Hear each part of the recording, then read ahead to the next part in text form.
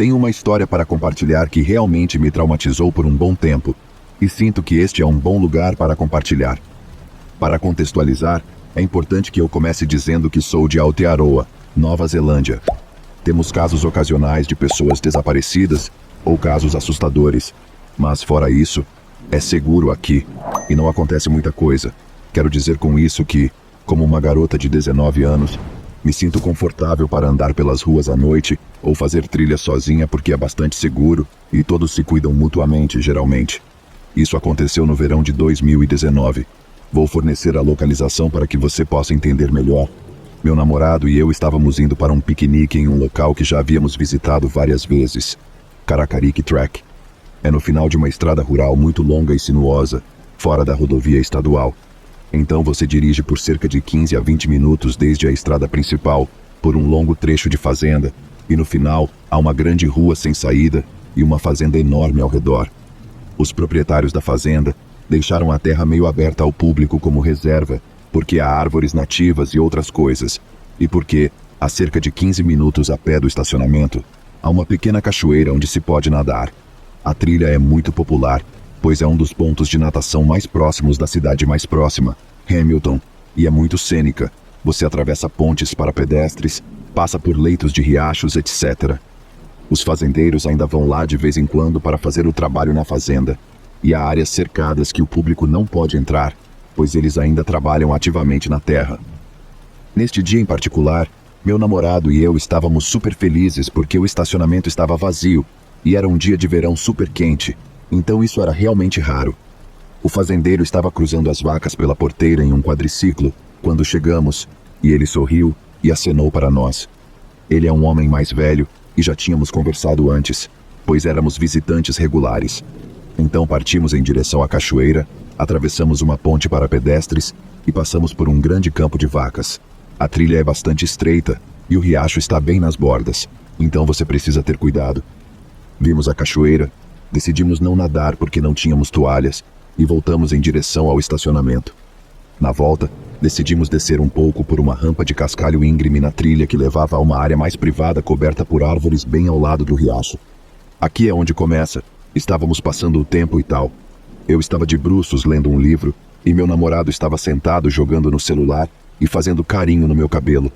Estávamos lá por cerca de 10 minutos quando olhei para cima na trilha de cascalho e lá em cima, ainda mais longe, em uma colina através de uma das porteiras dos fazendeiros, vi um homem grande em um quadriciclo que não reconheci como um dos fazendeiros, já que só há um casal de idosos que trabalham na terra. Ele estava apenas sentado lá nos observando, e nem quero pensar quanto tempo ele estava lá antes de percebermos. Eu disse ao meu namorado, e assim que o cara viu que estávamos olhando para ele, abriu a porteira e começou a descer. Nós nos levantamos imediatamente para sair, pois não queríamos conversar com um fazendeiro sobre nós, o que ambos assumimos que aconteceria, mas foi muito pior. Este cara desceu a trilha de cascalho e atravessou o riacho com o quadriciclo, deixando-o ali na água e descendo. Ele estava falando sozinho, dizendo coisas como: "Ah, caramba, estraguei meu quadriciclo. Ah, estraguei o motor", repetidamente antes mesmo de chegar perto de nós. Meu namorado e eu estávamos juntando nossas coisas para sair neste ponto, e ele começou a se dirigir até nós. Ele nem mesmo fez conversa fiada, o que foi realmente estranho, porque ele foi direto para dizer: "Vocês viram algum peixe por aí? Estou procurando alguns peixes para matar." Meu namorado disse ao cara que não há peixes no riacho, já que é água doce, e ele provavelmente teria mais sorte pescando enguias. E isso o deixou furioso, e ele começou a dizer: "Não quero nenhuma enguia, quero matar alguns peixes." Eu fiz questão de não olhar nos olhos do cara, pois não queria chamar a conversa para mim, porque já estava extremamente assustada, e não queria que ele percebesse isso. Meu namorado é muito mais calmo e forte quando se trata de coisas assim. Mas por um segundo, olhei para o cara e pensei que seu rosto estava levemente deformado, possível paralisia de Bell, pois trabalho em cuidados com idosos, e já vi um pouco, e parecia semelhante. Eu me abaixei para amarrar meu tênis, e quando estava me levantando, foi quando vi uma pistola na cintura desse homem. Escute-me bem agora. Esta é a primeira e última vez em toda a minha vida que já vi uma arma de verdade. É incrivelmente difícil conseguir uma arma na Nova Zelândia, especialmente após os regulamentos após o tiroteio em massa em Christchurch. E não apenas isso, Ele tinha uma pistola na cintura e estava agitando outra na mão enquanto conversava com meu namorado sobre querer matar alguns peixes, apontando para o riacho de vez em quando e depois girando o dedo. Meu namorado me lançou um olhar firme, e firme é a melhor palavra para descrevê-lo, porque o olhar me disse 1 milhão de coisas naquele momento, e ele acenou com a cabeça na direção da colina de cascalho que levava de volta à trilha. Peguei as 2 mochilas que tínhamos, fingi checar meu telefone e disse ao homem que nossa família estava nos esperando de volta ao estacionamento. Ele ignorou completamente o que eu tinha dito e disse algo sobre meu chapéu que era completamente irrelevante. Então me despedi e fiz o caminho até a colina. Na minha mente, não queria olhar para trás e ver meu namorado ser baleado e depois uma arma na minha cabeça. Eu sabia que nossa melhor aposta era eu subir essa colina até a trilha estreita, onde ele não poderia descer com o quadriciclo e correr para a casa dos fazendeiros. Enquanto eu subia a colina, esse cara disse para o meu namorado: "Essa é uma garota muito bonita que você tem aqui."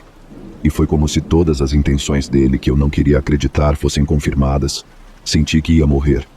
Meu namorado, porém, disse um rápido obrigado. "Vamos embora agora", e se dirigiu até a colina comigo. O cara continuou falando como se a conversa não tivesse terminado, mesmo enquanto estávamos indo embora, e ele ficou ali, com a arma na mão, nos observando sair.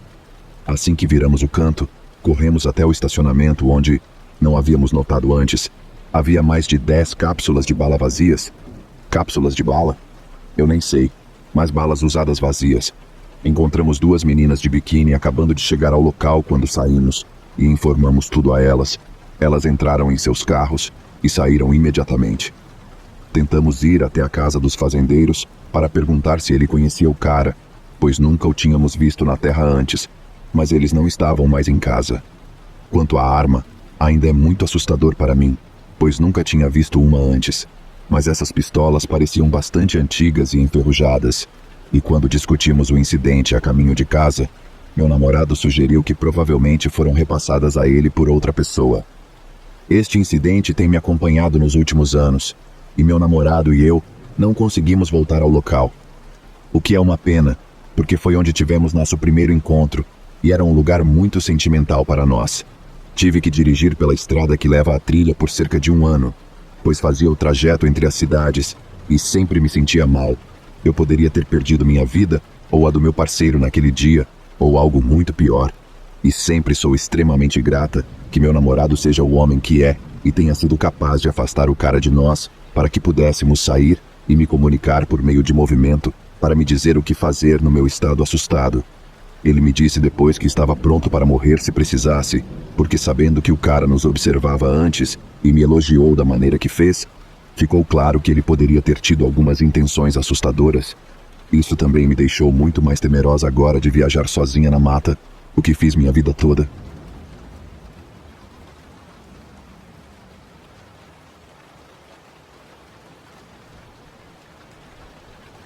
Eu estava acampando a leste de Sedona com alguns amigos. Era um acampamento primitivo, mas ainda havia algumas pessoas na área. Eu estava dormindo em uma rede pela primeira vez. A configurei em cima de um riacho murmurante para que eu pudesse ouvir a água a noite toda. Por me sentir tão exposto, todo pequeno barulho me acordava. E toda vez que uma pedra maior caía na água, eu acordava questionando se era um lobo ou algo assim. A parte estranha aconteceu por volta das 3 da manhã. Acordei de novo e pude ouvir um coral angelical ao longe, como um coral de pessoas não cantando realmente palavras, mas apenas tons em harmonia. Existe uma explicação lógica para isso? Claro, eu não estava realmente com medo, apenas imaginando um culto no meio do nada fazendo coisas estranhas. Voltei a dormir não muito tempo depois, e de manhã ninguém mais tinha ouvido. Não muito surpreendente considerando a quantidade que eles beberam.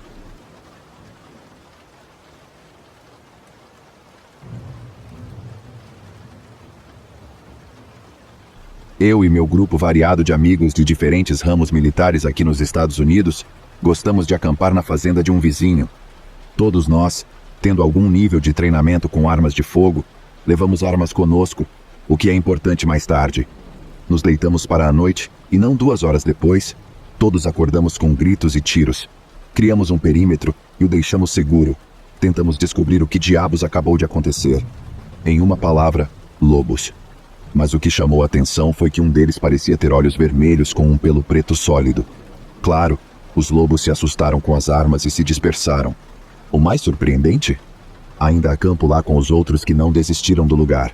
Ainda vejo aquela matilha de vez em quando. O preto com olhos vermelhos ainda está entre a matilha. É uma sensação estranha ser caçado e cercado, posso dizer isso.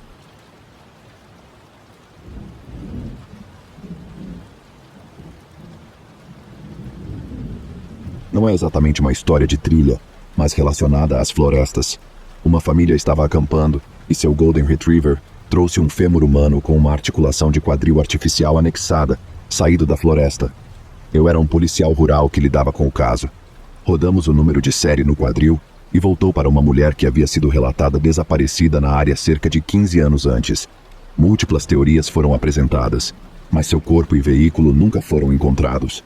Organizamos uma equipe de busca para recuperar os restos mortais e conseguimos localizar tanto seus restos quanto o veículo e resolver o caso. Havia uma seção da rodovia cerca de 2 milhas ao norte do acampamento, onde o cachorro encontrou o fêmur. A estrada fazia uma curva acentuada e tinha cerca de 50 pés de queda em uma bacia densamente arborizada. Seu veículo saiu da estrada e bateu no fundo dos penhascos, matando-a.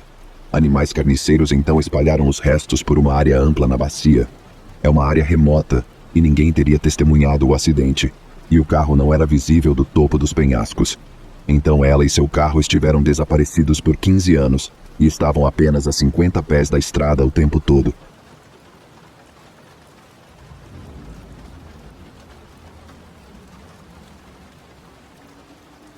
Quando eu tinha 13 anos, eu era extremamente burro. Um dia, quando estava com alguns amigos, eu estava de férias e tinha acabado de conhecer essas pessoas. Decidimos ir para a floresta.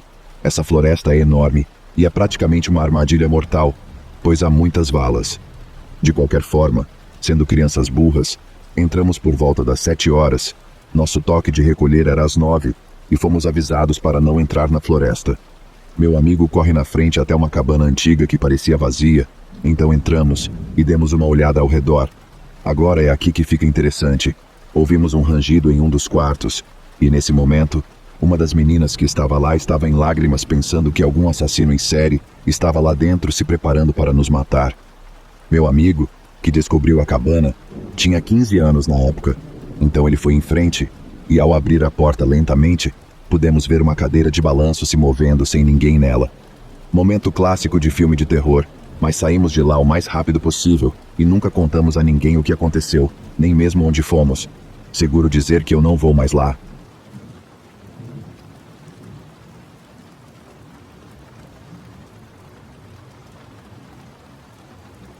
Eu não havia percebido que enterrara essa lembrança até que um gatilho estranho me fez lembrar disso alguns meses atrás, e posso honestamente dizer que foi a coisa mais assustadora da minha vida, e acho que moldou muito mais a forma como vejo o mundo do que eu percebi.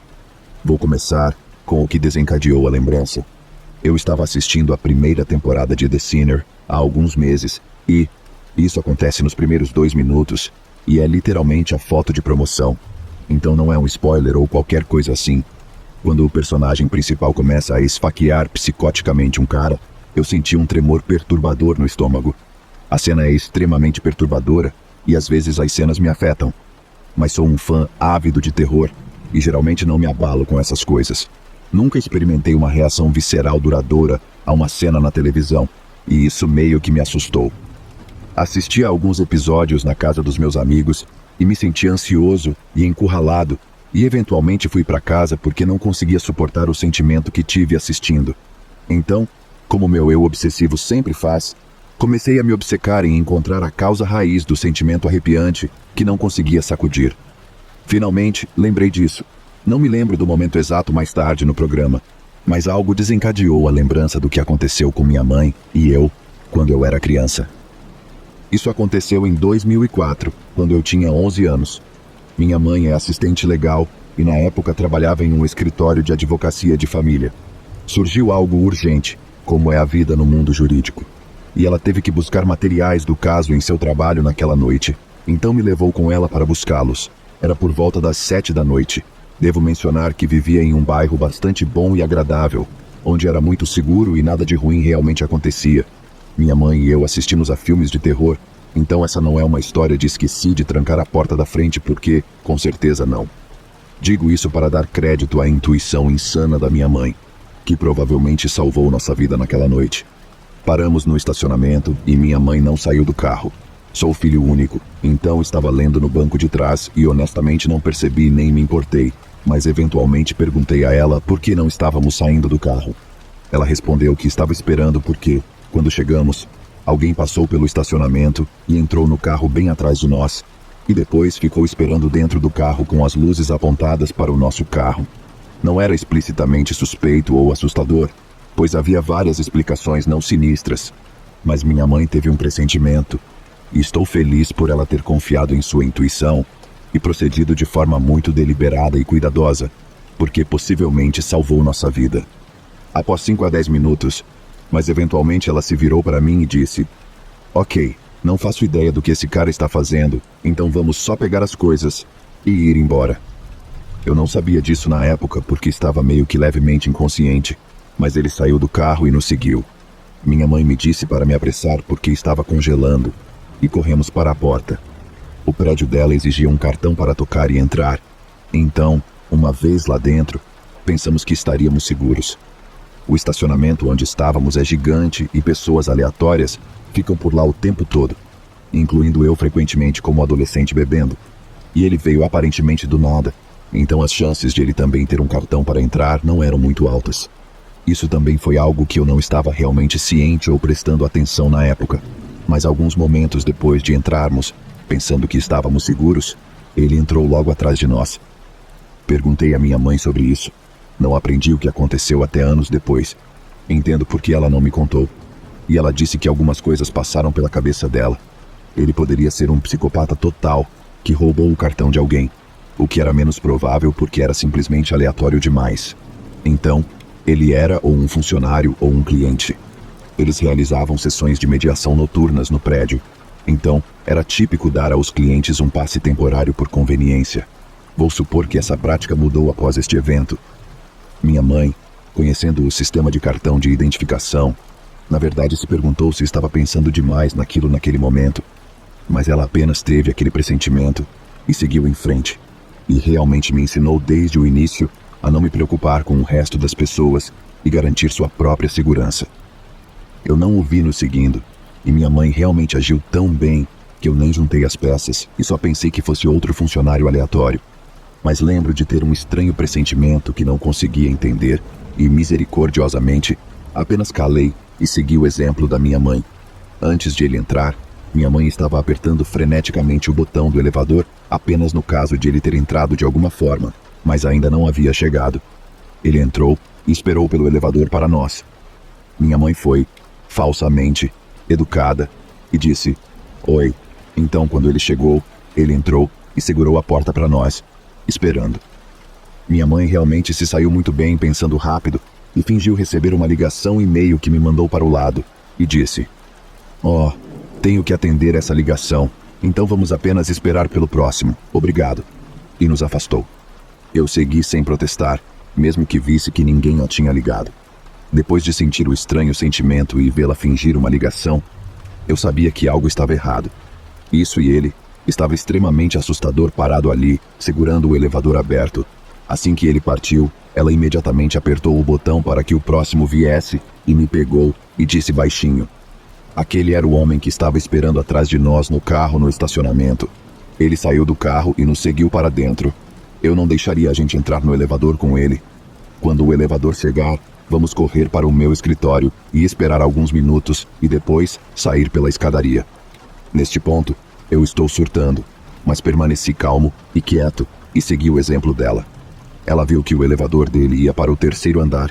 Ela estava no 2º andar, então não nos encontraríamos. Mesmo que de alguma forma ele descobrisse que fomos para o 2º andar em um elevador diferente, o escritório dela ficava bem ao lado e ele nunca nos alcançaria.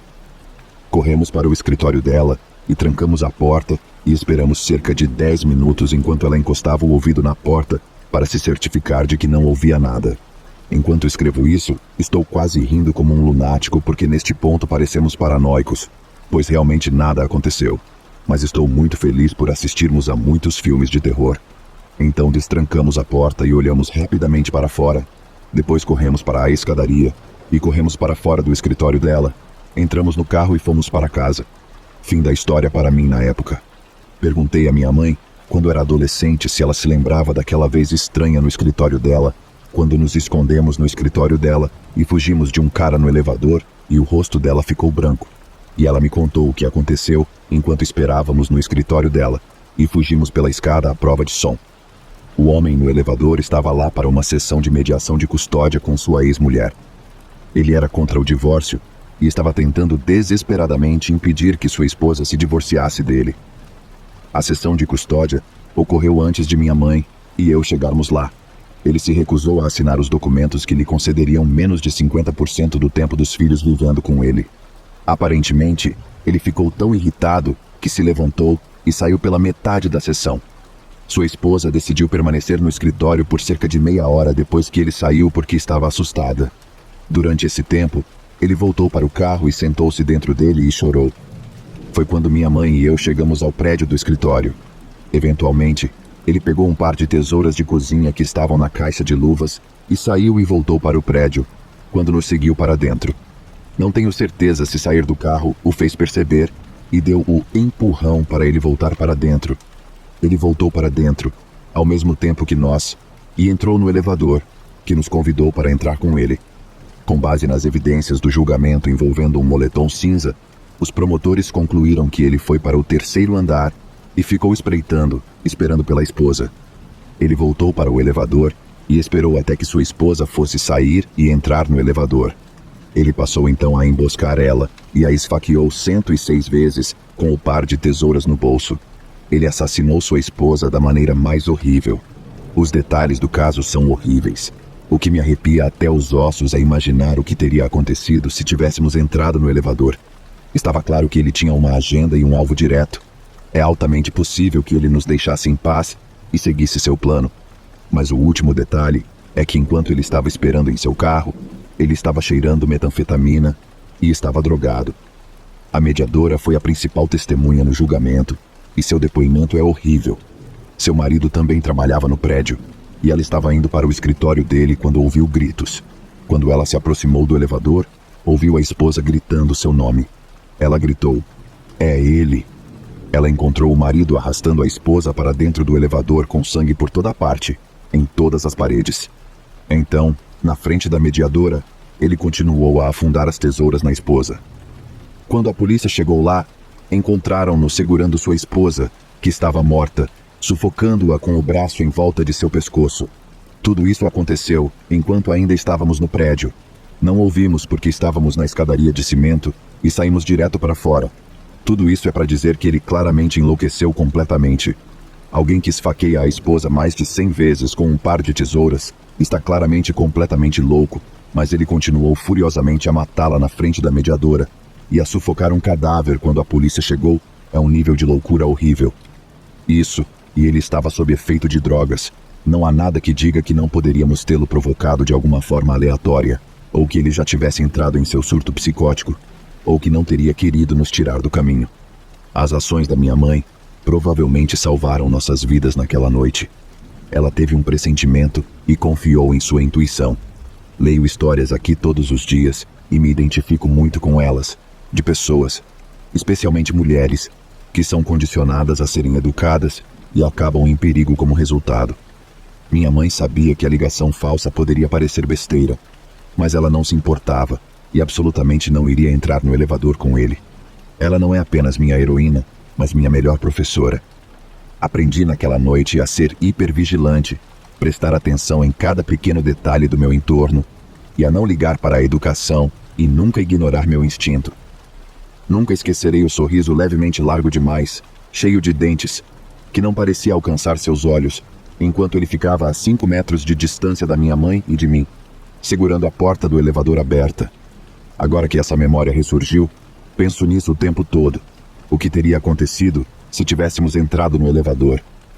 Descanse em paz para a mulher que foi assassinada. Penso nela e em sua família com frequência. Já nos conhecemos, mas felizmente nunca mais nos encontraremos. Aproveite a vida na prisão.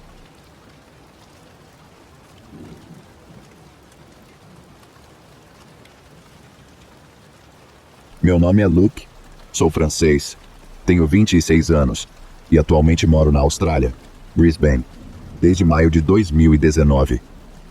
Conheci minha namorada Mina, de origem japonesa, um mês após minha chegada à Austrália em uma fazenda de morangos onde ambos trabalhamos.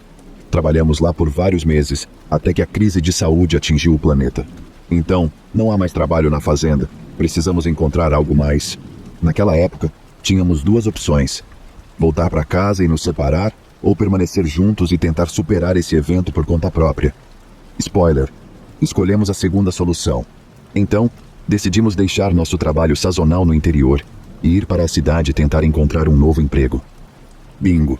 Boas notícias para mim, um empregador concordou em me contratar para trabalhar em um time de futebol local australiano. Este empregador será chamado de Cathy. Cathy me explica que posso trabalhar para o time de futebol, mas que atualmente, por causa da crise de saúde, um confinamento será obrigatório, mesmo que neste momento a Austrália esteja relativamente poupada em comparação com a Europa. De qualquer forma, estou contratado, mas vou ter que esperar até que o bloqueio passe e a temporada de futebol recomece. Então eu explico que isso me tenta, mas que será tenso para a Mina e eu ficarmos desempregados durante o confinamento porque temos aluguel para pagar, comida, etc. Você deve saber que Cat tem um coração tão grande quanto a Austrália. Sensível à nossa situação, ela explica que tem uma solução para nós. Ela tem uma casa de férias a vários quilômetros de Brisbane, que pertencia ao pai dela, que agora está em uma casa de repouso, onde poderíamos ficar de graça enquanto o confinamento estiver em andamento. Naquele momento, eu não acredito muito. Penso que há algo estranho, mas diante da situação, eu concordo. É a melhor solução para nós. Aceitamos isso e nos mudamos para esta casa alguns dias depois. Nós aproveitamos para jogar videogame durante esse confinamento. Tudo está indo bem. Nos sentimos um pouco solitários porque esta casa está isolada no campo, mas além disso estamos bem. Temos um jardim, etc. Tudo de graça. Também devo mencionar que esta casa é como no meio do nada. Eu só tenho um vizinho, John, que cuida de cavalos com quem me dei bem, e é isso. Outros detalhes que terão sua importância. Nesta casa, há uma porta de entrada principal com um grande vidro fosco. Então, você pode distinguir as coisas através dele. E a outra porta de madeira atrás da casa, que dá para uma varanda conectada à casa. Esta casa é térrea, então não há andares. E para terminar, não há cortinas nas janelas, exceto no quarto. O contexto está dado. A história começa agora. 3 ou 4 semanas depois que me mudei, Cat me liga com boas notícias. Posso ir trabalhar. Primeiro dia de trabalho, tudo corre bem. Gosto do que faço, muito boa a atmosfera, etc. O único problema é que ainda estamos na casa do pai de Cat, que fica a vários quilômetros de Brisbane. E eu não tenho carro, então tenho 1 hora e alguns trens para ir, e a mesma coisa para voltar. Mas como eu disse antes, não tenho nada do que reclamar.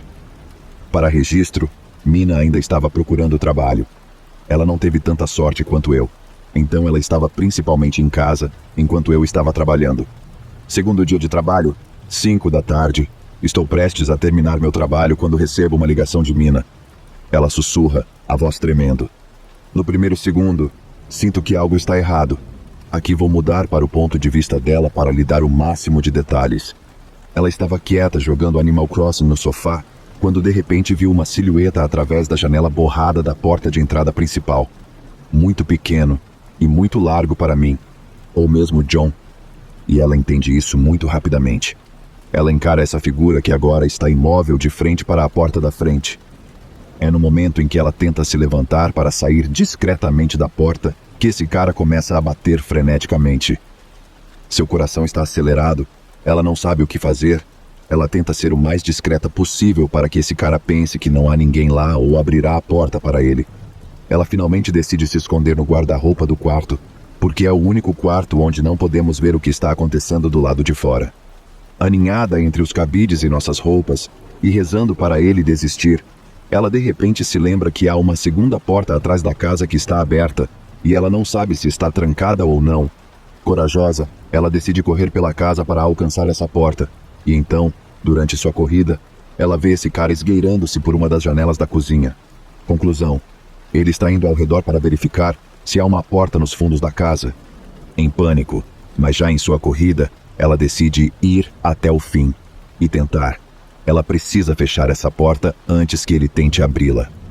É finalmente quando ela pressiona o trinco que ela ouve o indivíduo tentando empurrar a porta. Completamente assustada, ela volta a se esconder neste guarda-roupa e é quando ela me liga. Como eu disse anteriormente, eu lutei um pouco para entender o que ela estava me dizendo ao telefone. A voz dela tremia, etc. Mas imediatamente tentei acalmá-la para que pudesse ter informações claras sobre o que estava acontecendo. Após 1 minuto ou algo assim, peço a ela para se concentrar na respiração dela e ouvir-me. Ela calmamente me descreve o que acabou de acontecer. Eu tenho que ir para casa o mais rápido possível, enquanto me certifico de que ela está o menos em perigo possível. Peço a ela para ficar no armário e ligar para a polícia e me ligar de volta imediatamente até eu chegar em casa. Finalmente, ela decidiu ficar no telefone comigo, o que não é a melhor solução. Admito que ela deveria ter ligado para a polícia, mas eu estava em um estado de total estresse, e o fato de tê-la no telefone de forma contínua me tranquilizava. Peço um Uber, que deve ter me achado super estranho além disso. Eu continuei pedindo para ele ir mais rápido. Depois de alguns minutos, estou em meu Uber, sempre com Mina no telefone. Ela me explica que não consegue mais ouvir nada, ninguém batendo na porta ou ninguém ao redor da casa. Não a aconselho a se mover, mas finalmente ela se motiva a dar uma olhada no armário, para finalmente, alguns minutos depois, me confirmar que a silhueta não é mais visível atrás da porta e que ninguém parece estar ao redor da casa. Estou na frente da casa, vou ao encontro de Mina e dou-lhe um grande abraço explicando que estou aqui. Ela não tem nada a temer. 6 horas da tarde. É noite nesta época do ano na Austrália. Verifico as fechaduras e tento me acalmar jogando um jogo e assistindo TV. Grande erro. Em meu alívio de correr para encontrá-la sem problema, omiti um detalhe da maior importância. Verifique ao redor da casa, maldito. Luke, por que você não verifica ao redor da casa? É hora de dormir. 1 da manhã, os cavalos do vizinho me acordam, ouço os cascos.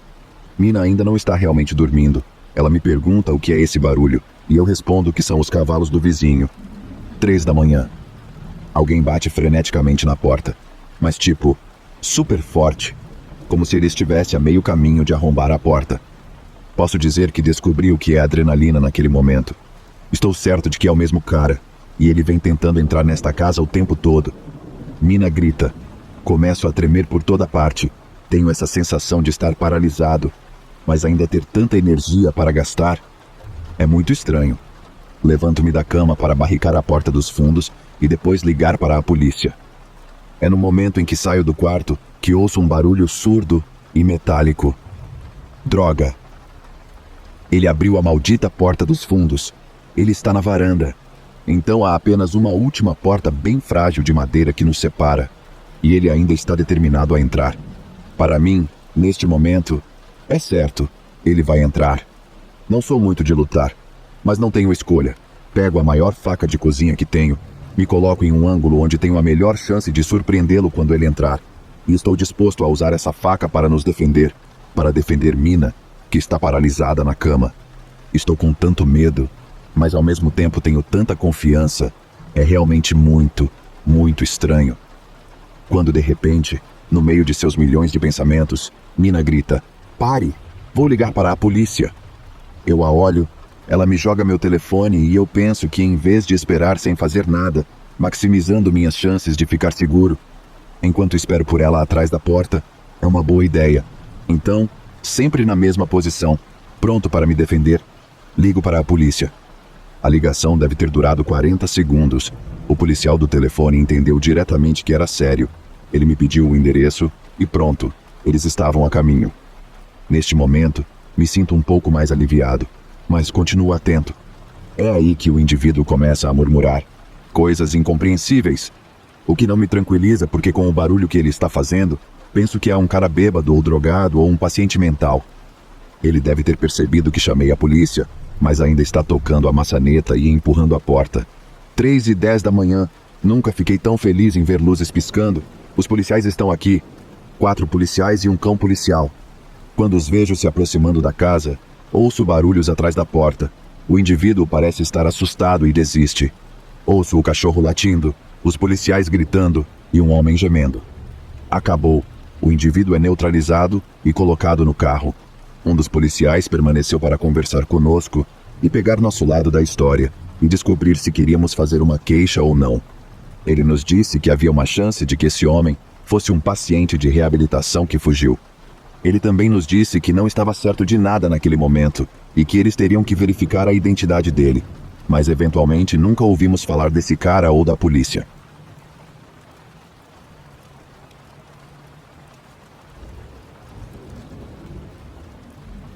Eu tive algumas experiências assustadoras ao longo da vida, mas nenhuma que tenha rivalizado com a natureza angustiante de uma noite em particular durante o meu último ano do ensino médio.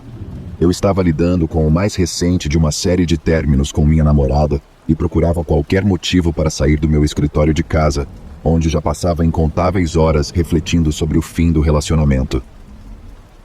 Minha amiga Mia morava em um bairro vizinho e me convidou para sair com ela e seu irmão. Como eu só havia conhecido Mia por um curto período de tempo, minha ansiedade social me instigou a encaminhar o convite para outro amigo e companheiro frequente, Robert. Mia não teve problemas com isso, e Robert, raramente, se é que alguma vez, precisava de aviso prévio para aventuras casuais, o que garantia sua presença bem antes de perguntar a ele. Mia tinha suas condições, insistindo que eu ligasse para ela para nos encontrar assim que chegássemos na estação de trânsito em sua área. Eu já tinha estado na casa de Mia uma vez em uma noite não muito tempo antes, onde compartilhamos um jantar educadamente tenso com seus pais, e era um caminho bastante direto de onde o ônibus nos deixaria. O gesto nunca foi interpretado como algo mais do que uma cortesia, então eu concordei sem questionar, apenas me sentindo sortudo pela companhia. Robert havia reunido um pequeno estoque de fogos de artifício que ele estava procurando para acender em um momento apropriado. Como esse momento nunca chegou, avisei-o de que hoje era à noite, enquanto esperava por ele no pátio dos fundos, perto de seu quarto. Ele murmurou um protesto, e imediatamente cedeu, pegando aleatoriamente do estoque debaixo de sua cama.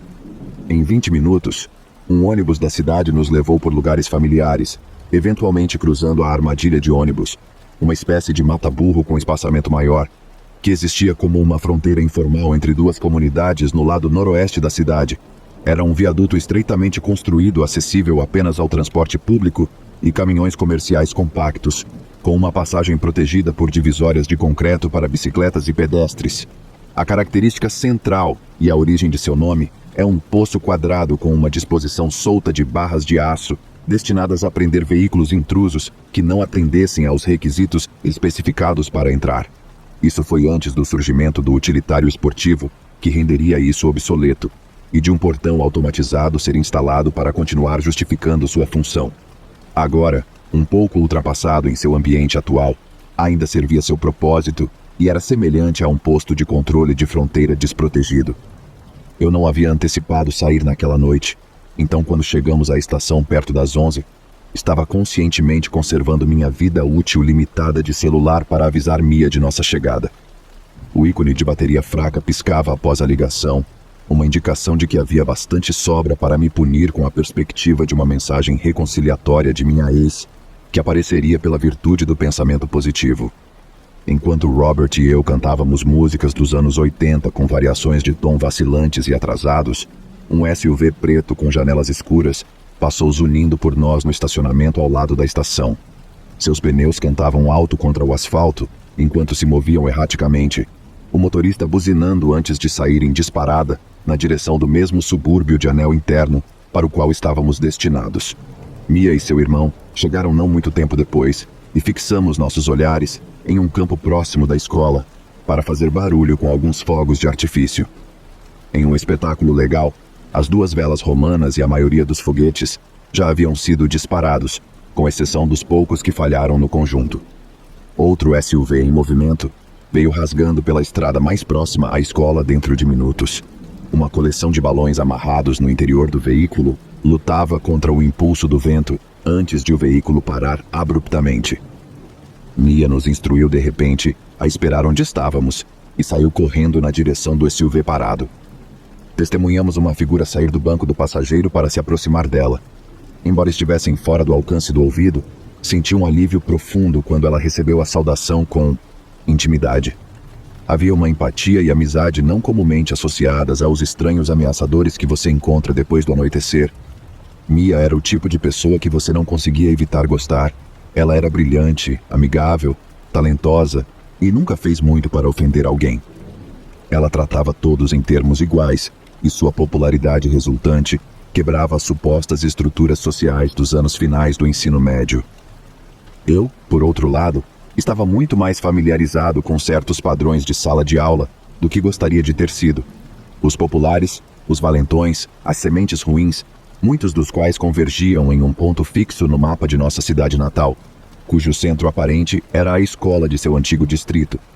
Apesar de sua reputação acadêmica, seu corpo discente havia adquirido algum grau de notoriedade por sua alta taxa de infratores juvenis. Eu estava razoavelmente confiante nessa idade de que os ânimos exaltados entre as respectivas panelinhas se acalmariam após a formatura, mas sempre haveria aqueles poucos selecionados que fariam do comportamento ilícito e de atos mais premeditados de violência física uma escolha de vida. Eu era, e ainda sou aos 30 anos de idade, um homem pequeno, nunca ultrapassando os 1,65 m, e o que você poderia conceber como um alvo fácil. A reputação que eu tinha em meus próprios corredores era de um preguiçoso engraçado, mas de boa índole, que poderia levar um soco, mas não poderia dar um, e eu confiava mais no traço mais benéfico para compensar meu déficit de massa muscular ao difundir situações tensas com alguém fora de meu círculo escolhido de esquisitos. Isso não tinha uma taxa de sucesso infalível, mas me permitiu passar relativamente ileso pela maior parte da minha carreira escolar. Mia e o estranho trocaram um abraço rápido antes de da despedida. Eu observei o SUV enquanto ele fazia uma curva apressada, passando por um sinal de pare para assustar pedestres com seu motor em outra direção longe de nós. Não solicitado, mas desejado mesmo assim, nos foi fornecido um contexto que estava prestes a colorir o restante da noite assim que ela se reuniu com o nosso grupo. Isso foi um amigo meu de St. Francis. Eles estão comemorando o aniversário de 18 anos de um amigo dirigindo por aí e batendo nas pessoas que estão sozinhas. Você está seguro comigo aqui, mas acho que devemos provavelmente entrar agora. Nos momentos que se seguiram, notei como as luzes emanando das casas ao redor da área tinham se tornado cada vez mais escassas, as porções parceladas de segurança que elas representavam piscando para fora da existência junto com elas. Ótimo por mim, então. Eu preferia não ser eleito o sacrifício convidado em algum rito de iniciação da idade adulta de um garoto, enquanto ele prova sua masculinidade para seus amigos, enquanto trocam vez ao bater na minha cara. Quando chegamos à casa de Mia logo depois, sem incidentes, o clima tinha ficado contemplativamente silencioso enquanto nos acomodávamos, tendo tido uma noite alegre de construção de memórias adolescentes estragada por babacas. Todos estavam cansados, então concordamos em colocar um filme, uma comédia inofensiva do meio dos anos 2000, que não consigo lembrar o nome. Nem mesmo 20 minutos tinham passado na duração do filme, antes de o pai de Mia aparecer no limiar da sala de estar. Mia, está ficando tarde. Diga boa noite aos seus amigos. Houve muitas especulações sempre que contei essa história sobre quem foi principalmente culpado pelos eventos evitáveis que ocorreram depois. Embora tenha ouvido acusações de que fui excessivamente passivo, continuo achando que todos estavam honestamente bem intencionados. Mia havia falado a nosso favor, citando as circunstâncias potencialmente perigosas que nos esperavam do lado de fora. Seu pai encontrou essas alegações com uma dose liberal de ceticismo paternal, enquanto Robert e eu defendíamos nosso próprio bem-estar, sentados em silêncio enquanto a cena se desenrolava. Apesar do leve ao moderado inquieto do início, a calmaria de ficar dentro de casa em um sofá teve um efeito minimizador nos riscos envolvidos. Quero dizer, levando em consideração quantas dezenas de ruas essa comunidade era composta, se nos movêssemos rapidamente e tomássemos precauções, qual era a probabilidade de esses idiotas nos verem novamente? Descartamos tudo como um exagero. Ela fez o melhor esforço para explicar nossa situação e dissuadir seu pai de nos expulsar para a calçada. Mas, como uma estudante exemplar com pais devotadamente investidos, as regras da casa são invioláveis. Cama até a meia-noite e nenhum refúgio para garotos adolescentes durante a noite. Não havia argumento para convencê-lo do contrário. Enquanto estávamos em pé na varanda da frente de Mia, ela nos informou tardiamente que não havia mas 4 SUVs em busca. Depois de nos oferecer suas desculpas e as despedidas, a reasseguramos de que ficaríamos bem. Ela então fechou a porta atrás de nós para que pudéssemos começar a recalcular nossas chances.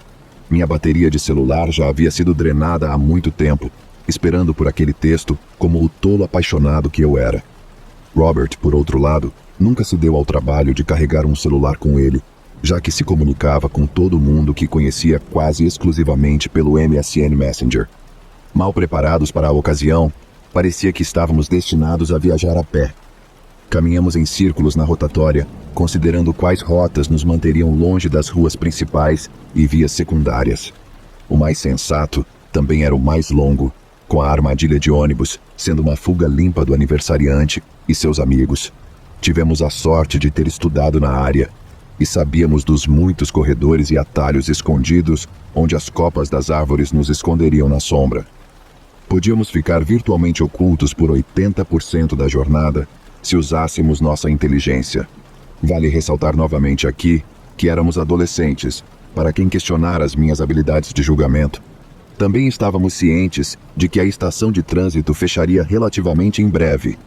Embora o trem não fosse útil para nós, já que esta estação em particular era o terminal final da linha, havia apenas uma pequena chance de que os ônibus ainda estivessem ativos. Era apenas uma curta caminhada de volta pelo caminho que viemos através de um parque com vista para a entrada. A partir daí, estaríamos completamente expostos, com nada além de lojas iminentes e um grande estacionamento deserto, iluminado pelo que poderiam muito bem ser os holofotes que brilham em prisioneiros fugitivos, enquanto correm pelo quintal em direção à liberdade. Escolhemos arriscar, já que estava praticamente no nosso caminho para a armadilha de ônibus de qualquer forma. Fazendo um inventário do que poderia nos ser útil, não fiquei surpreso ao encontrar meus bolsos vazios, exceto por uma carteira e o celular morto. Robert segurava um isqueiro em sua posse, além de um único foguete restante. Picado por um desejo de me sentir engenhoso, examinei nossos arredores antes de avistar uma casa reformada com uma lixeira industrial na frente da rua.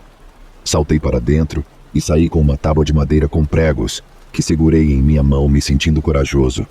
Isso não causou nenhum medo profundo, mas arranquei uma risada de desprezo de Robert. Ele me apontou com seu foguete, expressando seu desejo de dispará-lo no rosto de alguém caso tentassem se aproximar de nós. Agora, fortemente armados e em espírito muito mais leve, andamos sorrateiramente pelos caminhos entre bairros, o que, em retrospecto, pouco ajudou a acalmar nossos nervos. Nossa coragem, no entanto, vacilou em uma interseção onde um único poste de luz ficava de vigia, ao lado de um vestíbulo de galhos baixos, tão compactos, que era como se alguém tivesse envolvido um lençol em volta da lua. Cidadãos urbanos ao longo da vida têm o prazer da poluição luminosa que pinta nosso horizonte, enganados pela crença de que até mesmo a escuridão correta tem uma qualidade translúcida. E então, aqui estava este trecho da rua que durante o dia era clara e segura, reestilizado após o pôr do sol como um túnel escuro e sombrio. Nos arrastamos a no máximo 25 a 30 metros à frente antes que a paralisia nos atingisse. A atmosfera deserta da noite, pontuada pelos ecos distantes de gritos, pneus guinchando e a aceleração súbita de um veículo. Só conseguindo nos localizar pelas vozes suspensas no limbo, agonizamos sussurrando sobre como deveríamos prosseguir.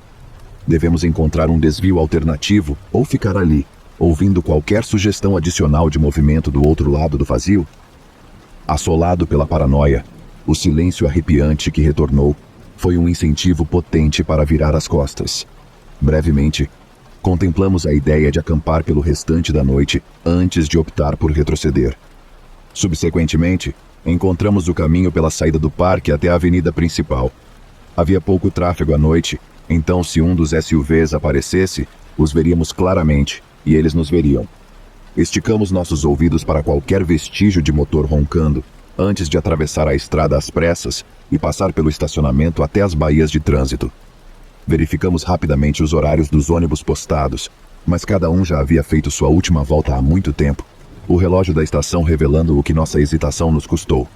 Diminuídos em nossa resolução, pretendíamos nos abrigar no terminal de trem, que geralmente ficava destrancado após o expediente. Se fôssemos agraciados com alguma pequena misericórdia, o universo não estava pronto para nos dar ainda. E as portas trancadas do terminal de trem se chacoalharam em suas molduras enquanto se recusavam a se mover. Nossa escolha determinada para nós, seguimos em direção à armadilha de ônibus. Cada ruído distante nos dava um motivo para estremecer, nunca certos se era um motorista em busca de emoção em um passeio alegre ou os agressores que ocupavam nossos pensamentos. Havia uma forte possibilidade de que alguém tivesse chamado a polícia ou que eles tivessem ido embora. Em um mundo justo, eles já estariam sob custódia sem seu encontro fatídico com um indivíduo lamentável que teve a audácia de escolher aquela noite, de todas as noites, para aproveitar a brisa do início do outono. Talvez até tenham ficado entediados com seus planos de festa. Começamos a deixar nossa guarda baixar à medida que nos aproximávamos de nossa antiga escola primária, acreditando que o pior cenário que estávamos alertas já havia passado, e eu ainda carregava uma peça de madeira volumosa como um verdadeiro idiota. Foi uma pausa bem-vinda, mas os efeitos do cansaço começaram a me afetar à medida que a adrenalina inicial diminuía. Outra rede de passagens vagamente interconectadas nos aguardava na extremidade oposta da escola. Cercas dos quintais exibindo o trabalho rabiscado de artistas de grafite amadores nos chamavam para entrar. Nossas pausas de almoço fora da escola nos levaram por aquele caminho anos antes, então sabíamos que tinha lâmpadas de rua intermitentes a cada 60 pés ou mais. Se elas ainda estivessem funcionando, era outra questão. Como se constatou, este era um problema de baixa prioridade para a comunidade. Até onde eu sei, elas ainda não foram substituídas uma década depois. Luzes de varandas sensíveis ao movimento inundariam nosso campo de visão em intervalos cegantes, enquanto Robert, ao mesmo tempo, acendia seu Zippo por hábito para revelar sua crescente impaciência com nosso progresso lento.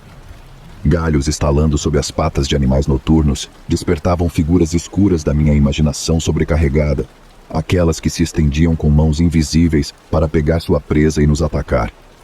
Finalmente, uma fonte de luz constante apareceu à frente e saímos na rua com aquele marco sagrado agora, à distância de uma corrida, embora nenhum de nós estivesse tão inclinado a se sentir atlético. Passando por uma escola primária, nosso humor gradualmente retornou a nós, transformando uma caminhada relaxada em algum julgamento desajeitado de furtividade. Em comparação com a viagem sinuosa que fizemos para chegar aqui, cheia de passos repetidos, desvios sem saída e andares hesitantes por caminhos negligenciados, esta última perna havia sido iluminada como uma pista de pouso, nos dando boas-vindas. Voltamos à nossa conversa habitual com segurança no horizonte, enquanto eu considerava abertamente quanto tempo eu manteria minha arma improvisada antes de descartá-la de alguma forma confusa que um proprietário tentaria em vão decifrar ao amanhecer. Enquanto dava golpes sem objetivo com a tábua no meu passo à frente, um SUV preto surgiu dobrando a esquina no lado esquerdo da armadilha de ônibus. Os balões pendurados na janela traseira voavam para trás com a velocidade enquanto o motor rugia. Eles estavam esperando alguém ali o tempo todo? Isso não importava muito neste ponto. Não havia como eles não nos terem visto. Eu xinguei repetidamente enquanto recuávamos meio quarteirão, virando na rua adjacente à escola primária. Ambos tivemos que pensar rápido, já que o avanço rápido deles nos deixava apenas com uma liderança de 15 segundos, mesmo no limite de velocidade indicado, e eles não tinham intenção de nos dar nenhuma vantagem. Os quintais da frente se fundiram, sem distinção entre linhas de propriedade, deixando-nos sem lugar para nos agachar e nos esconder. Podíamos ouvir o veículo se aproximando, chegando na curva. Nosso início rápido quase evaporou e eu apontei um dedo em pânico para o único espaço que poderia passar por cobertura, uma tira parcial de cerca de quintal frágil. Sem uma cerca frontal correspondente, sem cercas perimetrais, nada. Envergonhado, entrei na tentação de pular a cerca, sabendo muito bem que deixaria Robert para trás. Pensando melhor, me joguei na grama, abraçando a cerca com Robert fazendo o mesmo, longos como tábuas e rígidos como cadáveres. Um bosque solto de bétulas, um salgueiro e um pinheiro maciço era tudo que podia nos proteger de uma surra iminente agora.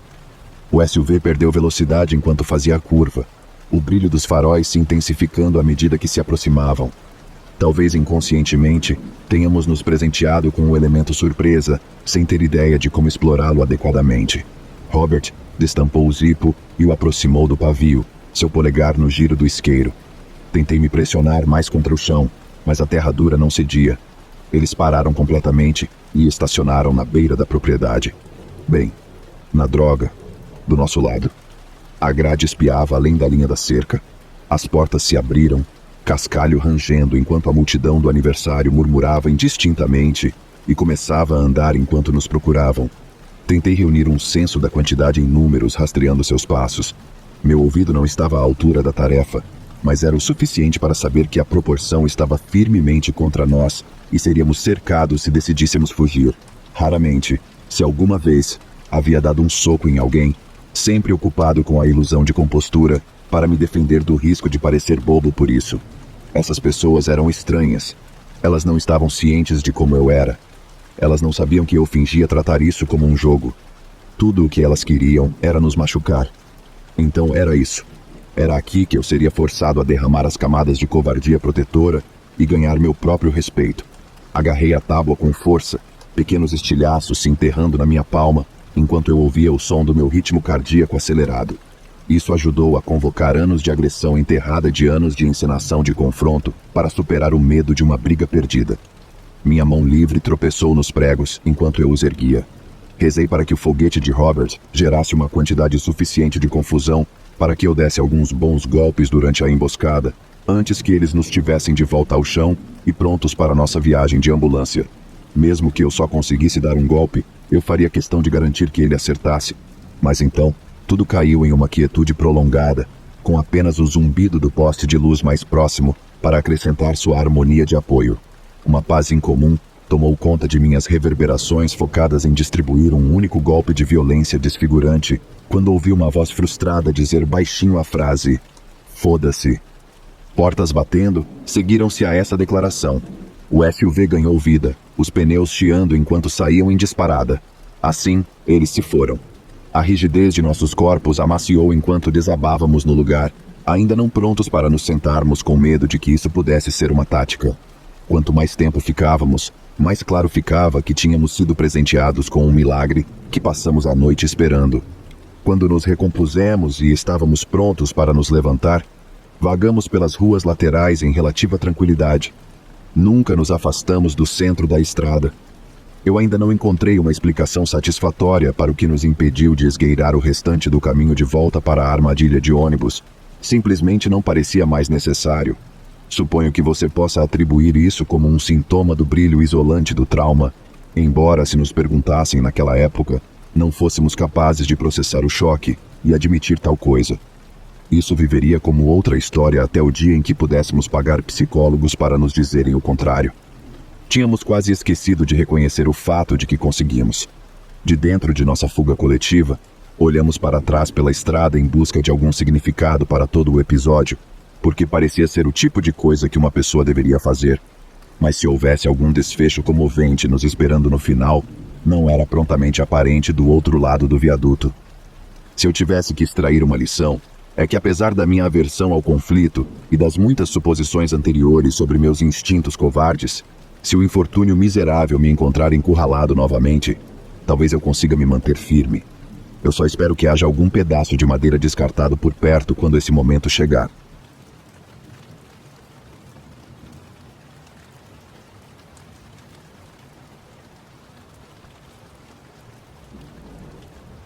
Isso aconteceu comigo há cerca de 3 meses. Um pouco sobre mim. Infelizmente sofro de dor crônica devido a uma lesão nas costas pela qual já passei por 3 cirurgias. Na maior parte do tempo, consigo lidar com isso e viver minha vida normalmente. Mas a cada poucos anos, isso começa a realmente me afetar. Eu entro em uma depressão profunda, paro de falar com minha família e geralmente me torno um ermitão. Quando isso acontece, minha família fica preocupada achando que vou me machucar. Não faço ideia do motivo, nunca fiz uma tentativa ou mesmo disse que estava planejando fazer. Eles me levam para o pronto-socorro psiquiátrico, onde geralmente me colocam em um 51/50. Para quem não sabe, isso significa uma retenção de 3 dias, e me enviam para o hospital psiquiátrico local. Nada disso realmente me incomoda, pois tenho um bom seguro, e o lugar para onde me enviam é basicamente como um hotel onde você não pode ter cadarços ou se tocar. Quando você é levado para lá, a pior parte é estar preso a uma maca, e como eu, se você chega no meio do dia, é levado diretamente para a sala de estar onde todos os outros pacientes ficam olhando você chegar. Este pode ser um bom momento para me descrever. Sou homem, um pouco mais de 1,90 m e cerca de 130 quilos, com tatuagens nos 2 braços, e como estive deprimido por meses, minha barba e cabelo estão fora de controle e pareço um motociclista genérico. Então geralmente não tenho ninguém tentando me incomodar. Sou muito amigável, mas a menos que você me conheça, não pareço ser. Como já passei por tudo isso algumas vezes antes, sei mais ou menos o que vai acontecer. Eles pegam todas as minhas informações, garantem que não tenho cadarços ou qualquer coisa com cordas e me mostram meu quarto. Este hospital psiquiátrico é misto, mas os colegas de quarto só podem ser do mesmo sexo. Além disso, é de baixa segurança, o que significa que todos aqui são supostamente não violentos. Minha única questão com este lugar é que eles têm pessoas como eu, que não têm doença mental e estão apenas passando por um momento difícil, misturadas com pessoas de diferentes níveis. Mas nas 2 visitas anteriores aqui, nunca tive problema com ninguém, e estava esperando que eu apenas cumprisse meus 3 dias, e pronto. Eles me levam para o meu quarto, e a enfermeira diz que vou dividir o quarto com o Tim. Ela começa a dizer algo como, Tim ele é um cara legal, o que é claro me deixou um pouco cauteloso, mas estamos em um hospital psiquiátrico, e todos aqui têm problemas. Esses quartos são basicamente como qualquer quarto de motel ruim, só que um pouco maiores, com 2 camas, um banheiro, que irritantemente não tem uma porta completa, uma mesa, e cada paciente tem seu próprio armário. São 3 da tarde, e Tim está profundamente dormindo, o que aqui não é estranho, já que todos estão em medicamentos diferentes que os deixam sonolentos, ou apenas têm hábitos de sono estranhos. Na verdade, depois de passar horas no pronto-socorro, e mais algumas horas me cadastrando aqui, também estou morto de cansaço e decido dormir, o que faço quase instantaneamente. Não faço ideia de quanto tempo dormi, mas quando acordo está completamente escuro lá fora e apenas a pequena luz do chão, que não dá para desligar, está iluminando o quarto. Tim está sentado bem acordado em sua cama e me chamando. E aí, cara, sou o Brian. Teria dito oi antes, mas você estava dormindo, tentando ser o mais amigável possível, já que é mais fácil se dar bem com todo mundo em lugares como este. Sim, tento dormir o máximo possível para não ter que interagir com nenhum dos demônios. Isso deveria ter sido um grande sinal vermelho e meu sinal para pedir um novo quarto. Mas Tim é muito menor do que eu, e eles revistam você quando você chega pela primeira vez, então não tinha motivo para temê-lo. Decidi então conversar com ele sobre esses demônios, que descobri serem todas as enfermeiras e médicos para ele. Depois de conversar com ele sobre isso e aquilo por um tempo, avisei que ainda estava muito cansado e precisava dormir mais um pouco.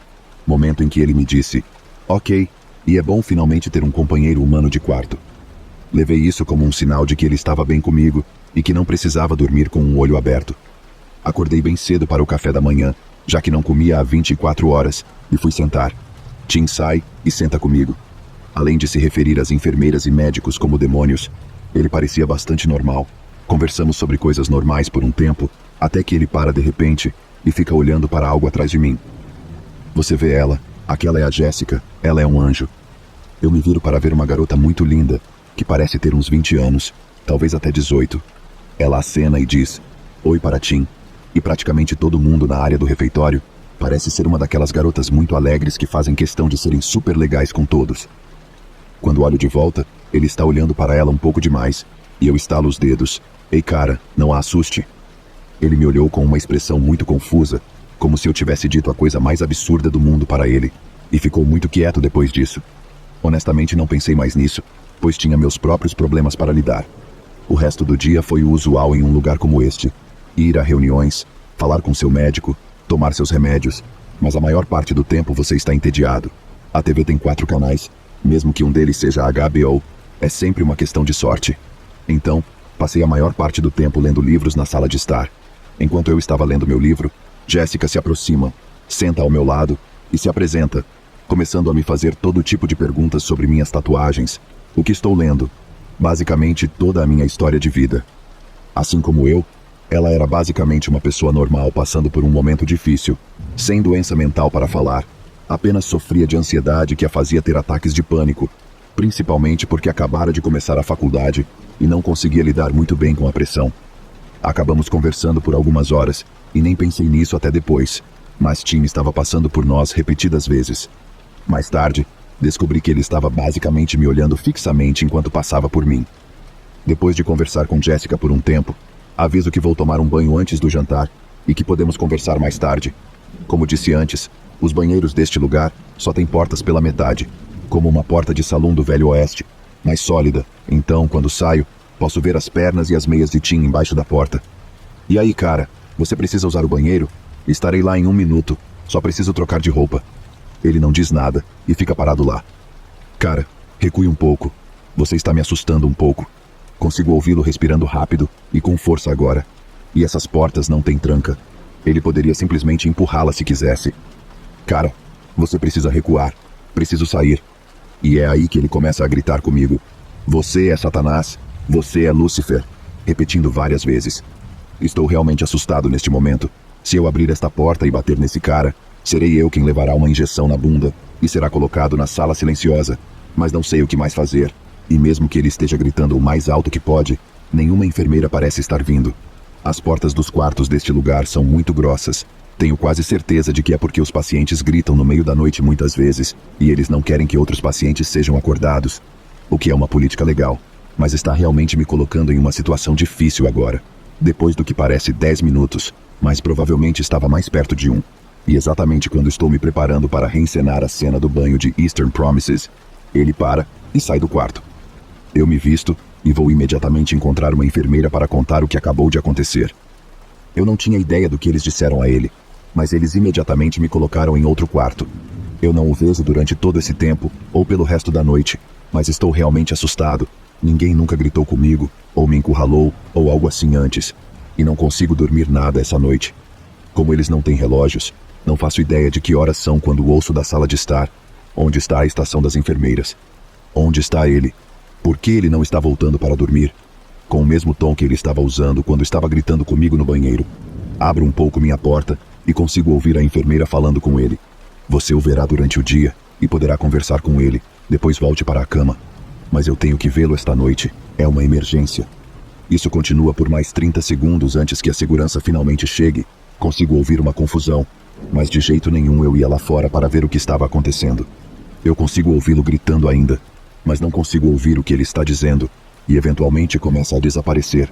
Ele ainda está gritando, mas eles o estão levando para algum outro lugar. Imagino que seja apenas para a sala silenciosa, que fica do outro lado do corredor do meu quarto. Devo dizer que, mesmo com ele supostamente colocado na sala silenciosa, fiquei acordado a noite toda. Amanhã chega e meu médico já está lá, o que achei muito estranho, já que normalmente só o via bem depois do jantar. Ele me chama para a sala de entrevistas assim que me vê e basicamente me pergunta toda a minha história de interação com Tim. Repasso tudo, e no final ele me diz para não me preocupar. Tim foi transferido para o outro hospital, mas ele diz o nome. Moro aqui a vida toda, então sei que o hospital que ele nomeou é muito rigoroso, o tipo de lugar onde eles te trancam em um quarto a maior parte do dia. Me sinto um pouco mal, pois sei que ele apenas achou que eu estava roubando seu anjo e estava apenas gritando comigo, nada demais. Mas seja lá o que for, é bom saber que não terei que bater em algum coitado por me deixar desconfortável. Termino minha estadia e me sinto realmente melhor com tudo. A dor está sendo melhor gerenciada e estou pronto para parar de ser um ermitão. Minha avó vem me buscar e penso que estamos prontos para sair, mas o médico está lá novamente muito cedo e minha avó está me olhando de uma maneira que me deixa um pouco assustado. Estou pensando que eles vão me fazer ficar mais tempo, então mais uma vez vamos para a sala de entrevistas. É aqui que eles me contam o que realmente aconteceu naquela noite, o que eles não queriam que eu soubesse antes de completar meu tratamento. Naquela noite, Tim saiu várias vezes para perguntar à enfermeira quando eu iria para a cama, e ela apenas disse a ele que me veria de manhã, sem nunca dizer a ele que eu tinha trocado de quarto. Aparentemente, isso durou horas antes dele finalmente começar a gritar sobre isso. Quando gritou e a segurança chegou, ele foi levado para a sala silenciosa e recebeu uma injeção para adormecer. A enfermeira felizmente ligou para o médico de Tim e contou a ele a situação, e seu médico disse que era melhor mover Tim para a ala de segurança média, que ficava apenas no andar de cima, por alguns dias, até que eu fosse embora. Quando foram buscar as roupas e outros suprimentos de Tim, encontraram um pedaço de metal de 7 polegadas que ele havia quebrado da mesa na sala de TV, que tem uma câmera, mas também tem janelas onde é possível ver a estação das enfermeiras, que nem sempre tem enfermeiras sentadas lá, então minha suposição é que ele esperou até que elas saíssem e trabalhou nele, até que conseguisse quebrá-lo. Tenho quase certeza de que pedir para mudar de quarto foi o que me salvou de ser esfaqueado até a morte enquanto dormia. E os médicos concordaram, o que explica porque ele foi enviado para o hospital mais rigoroso. Como ele nunca me atacou de fato ou algo do tipo, ele não foi acusado de crime algum, e não faço ideia de quanto tempo ele ficou no outro hospital, mas serei um homem feliz se nunca mais encontrá-lo.